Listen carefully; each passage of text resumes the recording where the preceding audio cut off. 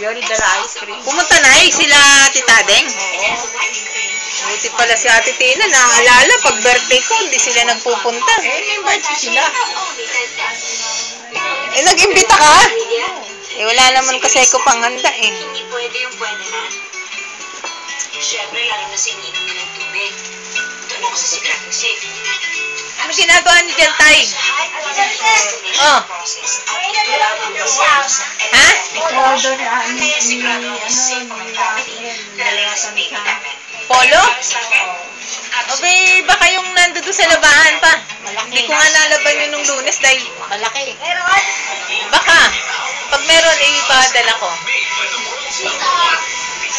Si tatay, ayaw naman. O yan, naka-record. Hello. Madilim siya, Russell. Kiss mo. Dali!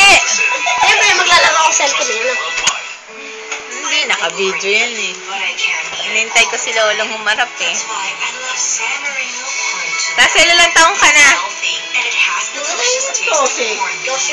Bakit si Nene parang nuno pa rin? Ah, Nene, hindi mo ako namimiss, Ne? Bakit? Video yan, no? Oh. Tita! Namimiss nga kita eh, lalo pag pumapasok ako ng kubeta eh. Tita! Yun lang, pag pumasok ka ng kubeta. Joke lang. Paano kita mamimiss? Lagi naman kitang nakikita sa Facebook. Lagi naka-on si Tita eh. Pag naka-online ako, sa kusina, kahit sa phone naman pumapasok eh, kaya laging online. Ay, naka-video. Si Nani, ang ganda-ganda. Kaya Ako yung doktor dyan. kanina, nagpa-check up sa center. Tita pa Pag meron akong nararamdaman, tubig lang. Bakit laging ganyan ang suit nyo, Sando? Ang dami-dami nyo namang damit. Yung malaki. Yung ganito pala siya.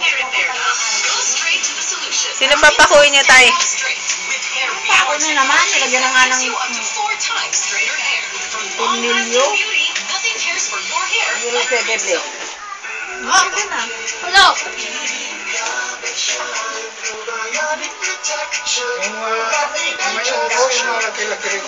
Wala gawin nyo?